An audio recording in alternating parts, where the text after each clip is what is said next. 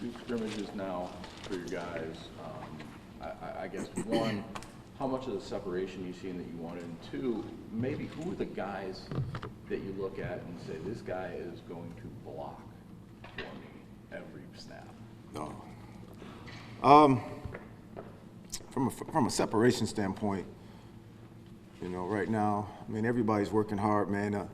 I feel really comfortable with about 6 or 7 guys in our room right now. You know, I'm not at liberty to name who's going to be our starters, who's going to be that third guy. But guys have been competing, and it's been fun to watch the competition, and just their overall approach. The room, I got a great room, just from a personality standpoint. They all really care about each other, care about their teammates, and it's been a joy to coach them.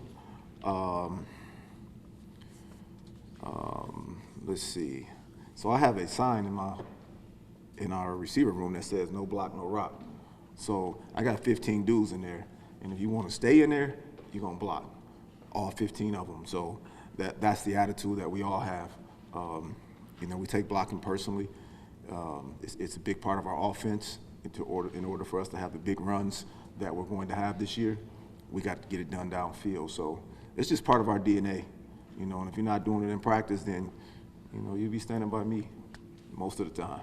Coach, to piggyback up what Chris said, I know you probably look at these kind of like your children, but is there one receiver that you're kind of saying, wait until the Big Ten gets a load of this guy? Man, Wasn't gonna be an easy question. No, I mean, I feel like we have a really good room. I want these guys to introduce themselves to the world on the field.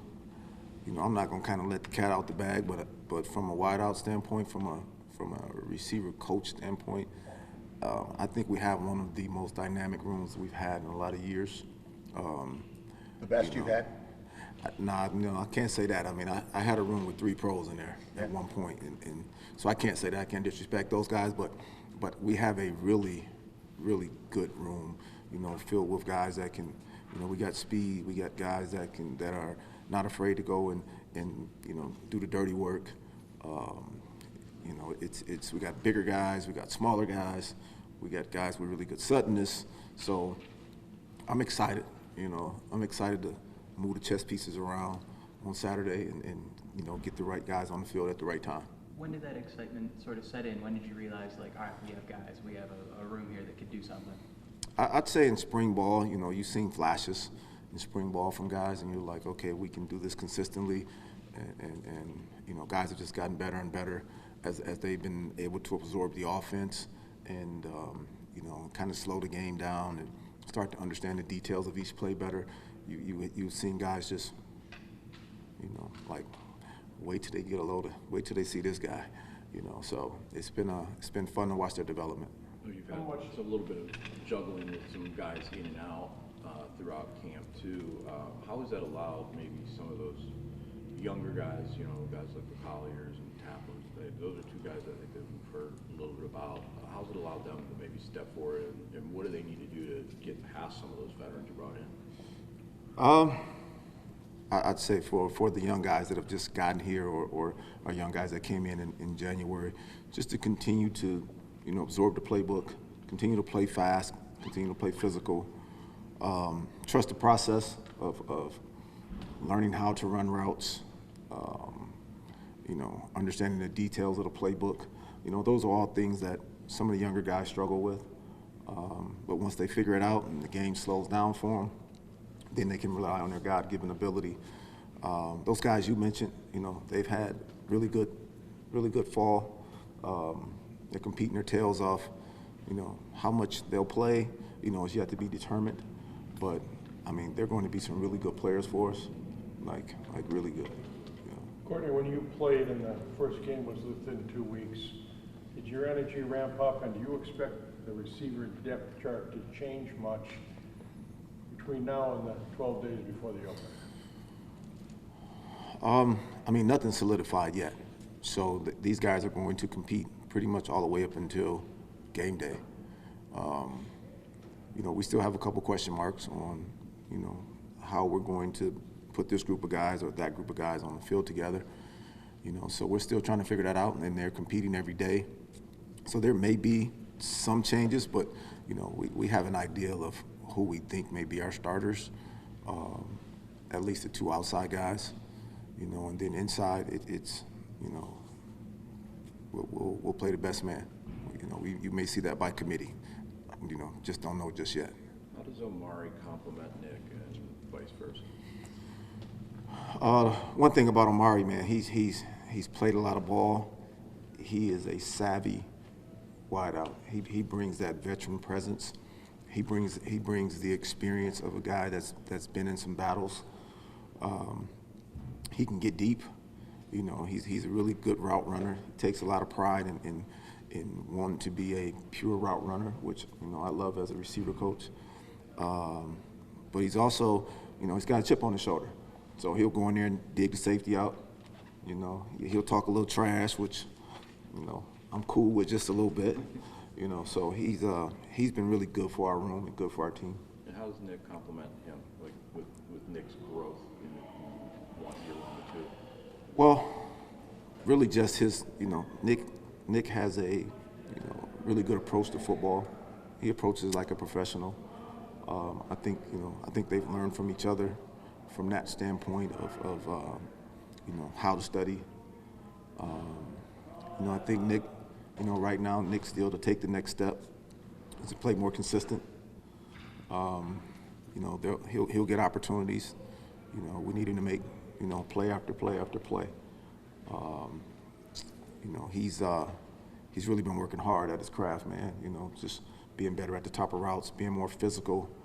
You know, he's already really good with contested catches, so we've just been working on fine-tuning him as a route runner, and I think they'll be a good duo. They'll complement each other real well. Is there a trait that you think you were missing from the group overall last year that you think has been filled in with this group? Whether it's speed, explosiveness, blah, blah, blah. I just think overall, just speaking on this group, I think, you know, I think I've said it before, I feel like I got a nice starting 5 hoop squad. I think that we've filled in, you know, a point guard, a 2 guard that can shoot threes, you know, power forward. I really feel like we got that in this room now. Maybe in the past, I felt like we had it. Maybe it just didn't materialize like I would have hoped and thought it would have. But, you know, I've been really happy about where we're at, you know, right now, just from a development standpoint. How much one-on-one dialogue do you have with Nick about that kind of professional approach to this game? Well, I mean, I talked to the entire room about it, you know, and that's part of the experience. You know, that's the road I went down, and just understanding the importance of being a professional and studying and being prepared. You know, those are all things that, you know, you kind of get from me as a receiver coach. And whether it's weekly, a couple times a week, you know, really a lot depends on what's going on the field. You know, I got a good gauge on my room of, oh, I can tell you didn't study last night, you know. So you know, or you didn't get any rest last night and you look like you don't look that good today. So, so I got a good gauge on him, man. How do you think Nick learned to maybe handle some of the pressure thrown his way last season when he comes from, you know, true freshman is playing a ton, getting a lot of attention from other teams? Like, how do you think he learned to handle all that? Well, I mean, I think part of it is just Nick's makeup. I mean, he's always, I think since the 9th grade that I think he had a heck of a game in the state championship deal. And so he's always kind of been under a microscope, so to speak. And just here, just the microscope just got a little bigger.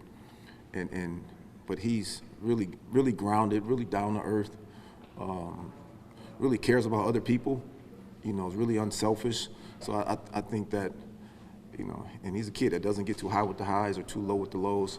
And you know, he and I have great conversations.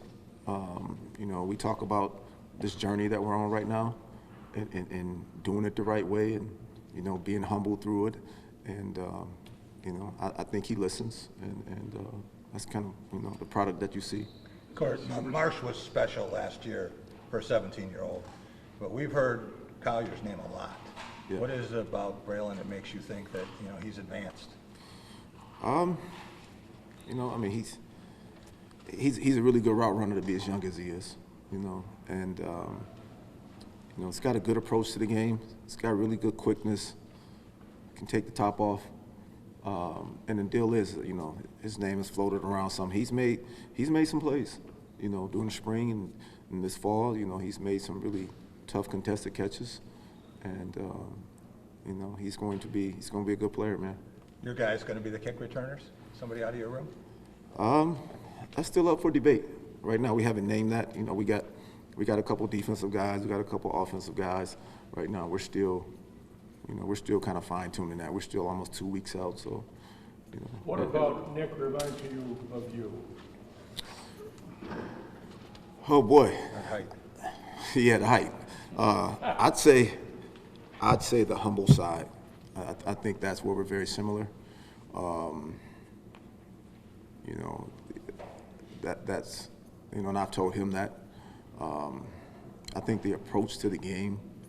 You know, my freshman year, and we talked about it. My freshman year, I didn't catch a ball here, and then you know, broke all the records my second year, and just you know, being kind of going down the same path, very similar path, but I mean, he's a humble dude with you know, family kid, loves his family.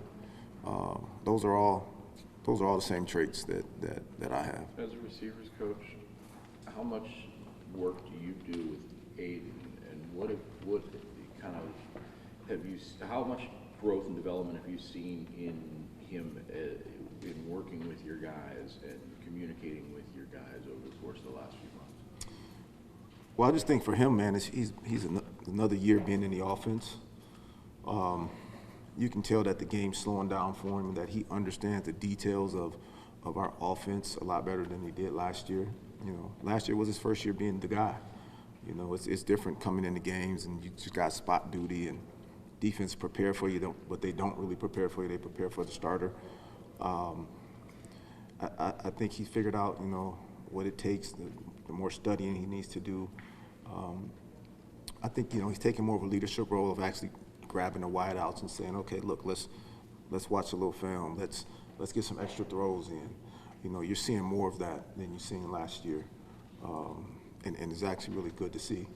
You've seen a lot of the quarterbacks that have come through this program in your time as a player and a coach, but does he have a chance to be maybe the most dynamic to ever do it here? I mean, he's got a skill set unlike a lot of people that have come through here, man. He's a big kid, big, strong kid that can run with the wideouts. He's quick to tell me that I can put him out there and he can run routes. You know, and he's got a big arm. I think he does have an opportunity to be, you know, as dynamic as some of the guys that have come through here. But we've had some great ones come through now. So he's got a lot of work to do to be number one. But I think he's up for the challenge, and it's really good to see his growth and you know, just his approach this year versus last year. Most recently in the scrimmage on Saturday, what stood out? Who made some progress in your group? I just think the offense overall, the energy. You know, my group, you know, we made some plays downfield. There were some opportunities to make some plays. Felt like we played faster in this scrimmage. We had less MAs also. You know, it was good. It was good. We left the field Saturday. You know, guys had a smile on their face and with some positive energy. I'd say the first scrimmage, we left off the field and there was, you know, some guys had their head down. Guys were pissed, you know, about performance overall as an offense. But we made some strides this past weekend.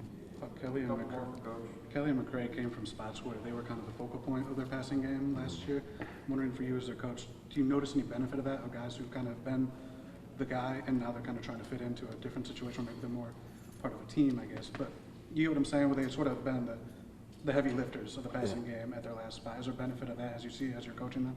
Well, I just think the benefit is that they actually had some real field time, you know, and they've you know, they've been in front of the big crowd.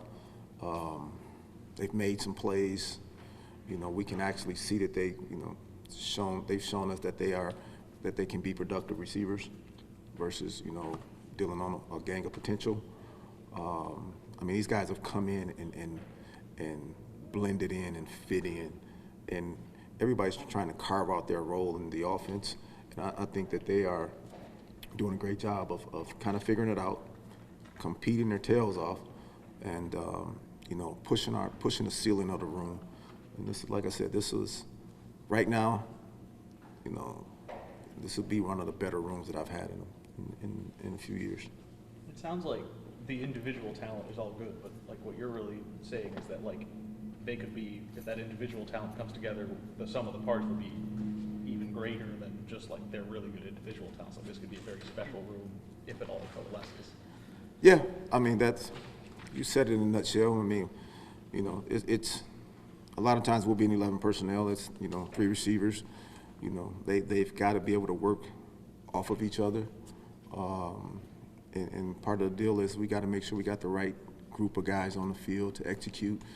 But like I said, just overall, just the brotherhood in the room has been tremendous. You know, it's I need to put a microphone in there sometime and let you get a whiff of these dudes in there, you know. All right, I might object to that. Go ahead. All right, thanks, Coach. Yes, sir. Appreciate it. Thank you. Thank you. Hey, Baden, this quarterback thing doesn't work out. Maybe Randall out. Hey, man, look, he's athletic enough probably to play. I kind of figured wide he out. would, but yeah.